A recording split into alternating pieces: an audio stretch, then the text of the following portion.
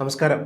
തെരഞ്ഞെടുപ്പ് കഴിഞ്ഞു. എല്ലാ പാർട്ടികളും അവരുടെ ഇപ്പോൾ കോൺഗ്രസും യു.ഡി.എഫും ആണെന്നുണ്ടെങ്കിൽ അവരുടെ വിജയത്തെക്കുറിച്ച് വലിയ അഭിമാനത്തോടു കൂടി പറയുന്നു. അതിന് സന്തോഷം ഒരു ഭാഗത്ത് പോകുന്നു. മറുവശത്ത് സി.പി.എമ്മിൻ്റെ കാര്യം നോക്കുകയാണെന്നുണ്ടെങ്കിൽ ഏകദേശം സി.പി.എം മാത്രം 90 സീറ്റോടെ മത്സരിക്കുന്നു. ഇതിൽ 28 സീറ്റുകൾ മാത്രം ജയിക്കുന്നു. അതിദയനീയമായി പാർട്ടി തോൽക്കുന്നു. സി.പി.ഐയുടെ സ്ഥിതി ഒട്ടും മോശമല്ല. ഏകദേശം 8 സീറ്റോളം മാത്രമേ ഉള്ളൂ സി.പി.ഐക്ക് കിട്ടുന്നത്. അപ്പം ഇത്തരത്തിൽ എൽ.ഡി.എഫ് വലിയ തരത്തിലുള്ള പരാജയം നേരിടുന്നു. മറുവശത്ത് ബി.ജെ.പി നോക്കുകയാണെന്നുണ്ടെങ്കിൽ 2014 തുടങ്ങിയ ഒരൊറ്റ സീറ്റ് ഒ രാജഗോപാലൻ തുടങ്ങിയ സീറ്റായിരുന്നു നേമത്ത്. അത് പിന്നീട് വി ശിവൻകുട്ടി വന്ന് പൂട്ടിക്കുന്നു. 2021 പൂട്ടിക്കുന്നു. വീണ്ടും 2026 ആകുമ്പോൾ നേമം അടക്കം വീണ്ടും 2 സീറ്റുകൾ പിടിച്ചെടുക്കുന്നു. അങ്ങനെ തെക്കൻ കേരളത്തിൽ ഏകദേശം 3ഓളം സീറ്റുകൾ ബി.ജെ.പി എടുക്കുന്നു. അപ്പോൾ ബി.ജെ.പിയെ സംബന്ധിച്ചിടത്തോളം വലിയ തരത്തിലുള്ള മുന്നേറ്റമാണ്. വോട്ട് ഷെയറിൽ വലിയ മാറ്റങ്ങൾ സംഭവിച്ചിട്ടില്ല. എന്നിരുന്നാൽ പോലും ഏകദേശം 3ഓളം സീറ്റ് കിട്ടിയിട്ടുണ്ട് ബി.ജെ.പിക്ക്. കാര്യങ്ങൾ കിടപ്പ് ഇങ്ങനെയൊക്കെ ആകുമ്പം മറുവശത്ത് എൽ.ഡി.എഫിൽ അതിരൂക്ഷമായ വിമർശനമാണ് മുഖ്യമന്ത്രിയും അതുപോലെ തന്നെ പാർട്ടി സെക്രട്ടറി എം.വി. ഗോവിന്ദനും നേരിടുന്നത്. അപ്പോൾ നമ്മൾ നോക്കിക്കഴിഞ്ഞാൽ ഏറ്റവും പുതുതായിട്ട് നേമത്ത് ഇന്നലെ കൂടിയ ഏരിയ കമ്മിറ്റിയിൽ അതിരൂക്ഷമായ വിമർശനമാണ് പിണറായി വിജയനെതിരെയും അതേപോലെ തന്നെ എം.വി. ഗോവിന്ദനെതിരെയും നടത്തിയിട്ടുള്ളത്. അതിൽ പ്രധാനപ്പെട്ട അവരൊരു കാര്യം പറഞ്ഞത് നേമത്ത് വി ശിവൻകുട്ടി തോൽക്കാൻ ഒന്നാമത്തെ കാരണം സി.പി.എമ്മിൻ്റെ പല നേതാക്കന്മാരും രാജീവ് ചന്ദ്രശേഖരൻ്റെ കയ്യിൽ നിന്നും ബി.ജെ.പിയുടെ കയ്യിൽ നിന്നും പണം വാങ്ങി അദ്ദേഹത്തെ ഒറ്റുകൊടുത്തു എന്നുള്ളതാണ്. അപ്പോൾ ഇത്തരത്തിലുള്ള അതിരൂക്ഷമായ വിമർശനങ്ങളും കാര്യങ്ങളൊക്കെയാണ് ഇപ്പോൾ നേമത്തിൽ നിന്ന് പുറത്തു വരുന്നത്. കാരണം നമുക്കറിയാം ബി.ജെ.പിയുടെ ആകെ ഉണ്ടായിരുന്ന ഒരു അക്കൗണ്ട് പൂട്ടിച്ചത് ഈ പറഞ്ഞ പോലെ സി.പി.എമ്മിൻ്റെ നേതാവായിരുന്നു, നമ്മുടെ വിദ്യാഭ്യാസ മന്ത്രിയായിരുന്നു. അപ്പം അദ്ദേഹത്തെ കാലുവാരി അവിടെ തോൽപ്പിച്ചത് മറ്റാരുമല്ല, സ്വന്തം പാർട്ടിക്കാർ തന്നെയാണ്. അല്ലായിരുന്നു എന്നുണ്ടെങ്കിൽ ഒരു പക്ഷേ രാജീവ് ചന്ദ്രശേഖർ തോൽക്കുമായിരുന്നു എന്നുള്ളതാണ് റിപ്പോർട്ടാണ് അവർ പറയുന്നത്. അത്രത്തോളം അതിശക്തമായ ത്രികോണ മത്സരമായിരുന്നു അവിടെ നടന്നിരുന്നത്. പക്ഷേ ഈ പറഞ്ഞ പോലെ കോൺഗ്രസ് അവിടെ ചിത്രത്തിൽ ഉണ്ടായിരുന്നില്ല. പക്ഷേ കോൺഗ്രസ് പിടിക്കുന്ന വോട്ടുകൾ സ്വാഭാവികമായിട്ടും ബി.ജെ.പിയുടെ കയ്യിൽ നിന്നായിരിക്കും എന്നുള്ളതും, അതുകൊണ്ട് തന്നെ വലിയ കോൺഗ്രസ് അവിടെ ചാവേറാവാൻ ഒരാളെ നിർത്തുമ്പോൾ സ്വാഭാവികമായിട്ടും നിങ്ങൾക്ക് ജയിക്കാൻ പറ്റുന്നൊരു പ്രതീക്ഷ അവർക്കുണ്ടായിരുന്നു. അപ്പം ഇത്തരത്തിലായിരുന്നു കാര്യങ്ങളെന്നുണ്ടെങ്കിൽ പക്ഷേ ഈ പറഞ്ഞ പോലെ എല്ലാം അവരെ കൈവിട്ട് പോകുന്ന ഒരു സന്ദർഭമാണ് കണ്ടത്. അതിനെതിരെ അതിശക്തമായ രൂക്ഷമായ വിമർശനമാണ് ഇപ്പോൾ നിലവിൽ അവിടെ നിന്ന് ഉണ്ടായിട്ടുള്ളത്. മറ്റൊരു കാര്യം, പാർട്ടി പ്രവർത്തകർ മുമ്പോട്ട് വെക്കുന്നത് ഇത്തരത്തിലുള്ള പൈസ വാങ്ങിയതിൻ്റെ തെളിവ് തങ്ങളുടെ കയ്യിലുണ്ട് എന്നുള്ളൂ. പാർട്ടി ഒരു കമ്മീഷനെ വെച്ച് കഴിഞ്ഞാൽ ഈ എല്ലാ തെളിവുകളും പാർട്ടിക്ക് മുമ്പിൽ തങ്ങൾ വെക്കും എന്നുള്ളതും, അത് എടുത്തുകൊണ്ട് പാർട്ടി ശക്തമായ നടപടികൾ സ്വീകരിക്കാൻ തയ്യാറാണെന്നുണ്ടെങ്കിൽ എല്ലാവിധ കണക്കുകളും എല്ലാവിധ തെരഞ്ഞെടുപ്പ് അട്ടിമറികളുടെ ഡീറ്റെയിൽസും തെളിവുകളും തങ്ങൾ പാർട്ടി കമ്മീഷന് മുമ്പേ ഹാജരാക്കാൻ തയ്യാറാണെന്നുള്ളതാണ് നേമത്തെ പാർട്ടി ഏരിയ കമ്മിറ്റി പ്രവർത്തകർ പറയുന്നത്. അപ്പം ഇത്തരത്തിൽ പാർട്ടിയുടെ കയ്യിൽ നിന്നും ബി.ജെ.പിയുടെ കയ്യിൽ നിന്നും പൈസ വാങ്ങി സ്വന്തം പാർട്ടിക്കാർ, നമുക്കറിയാം സി.പി.എം എന്ന് പറഞ്ഞ കേഡർ സമ്പ്രദായമാണ്.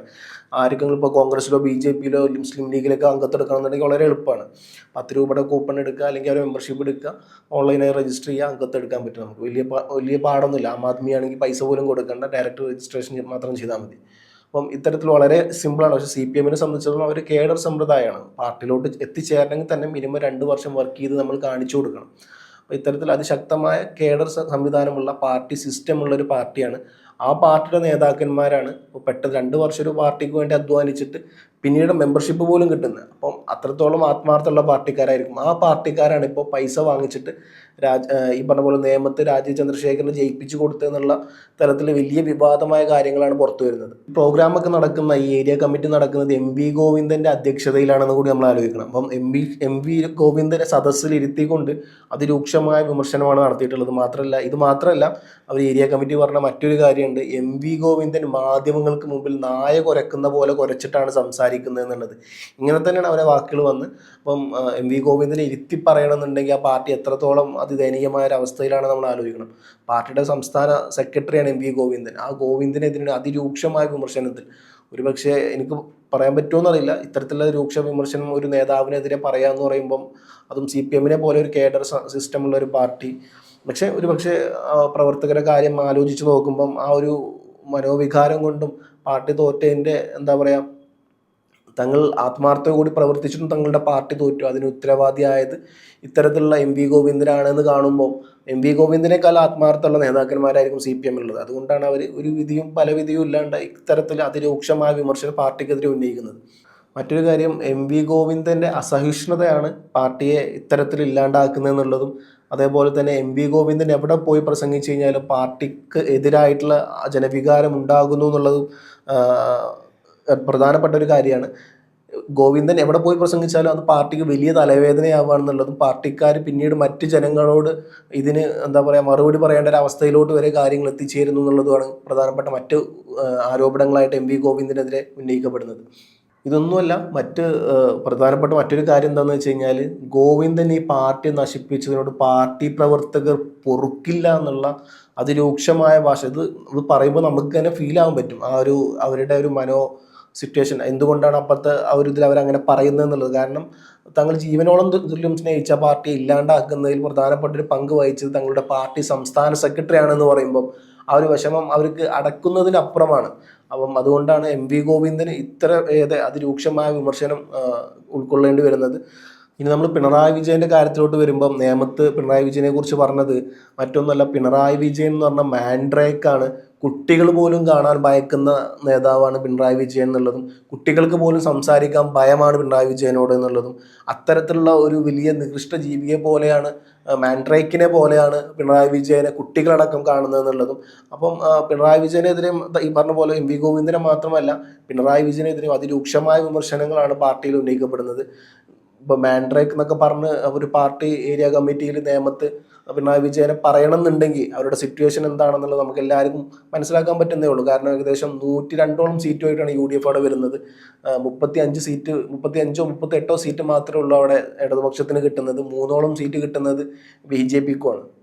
ഇതൊന്നും കൂടാതെ പിണറായി വിജയനെതിരെയുള്ള മറ്റൊരു രൂക്ഷമായ വിമർശനം, പ്രതിപക്ഷ നേതാവായിട്ട് ഒരിക്കലും പിണറായി വിജയൻ വരാൻ പാടില്ലായിരുന്നു എന്നുള്ളതും, പാർട്ടി അക്കാര്യത്തിൽ പുനർവിചിന്തനം നടത്തണം എന്നുള്ളതും, എടുത്ത തീരുമാനത്തിൽ നിന്ന് പാർട്ടി പുറകോട്ട് പോകണം എന്നുള്ളതും, പിണറായി വിജയനെ പ്രതിപക്ഷ നേതാവ് എന്നുള്ള ആ ഒരു പദവിയിൽ നിന്നും മാറ്റിയിരുത്തണം എന്നും, അതിന് യോഗ്യനല്ലാത്തൊരു വ്യക്തിയാണ് എന്നുള്ള തരത്തിൽ അതിരൂക്ഷമായ വിമർശനമാണ് നേമത്ത് നടക്കുന്നത്.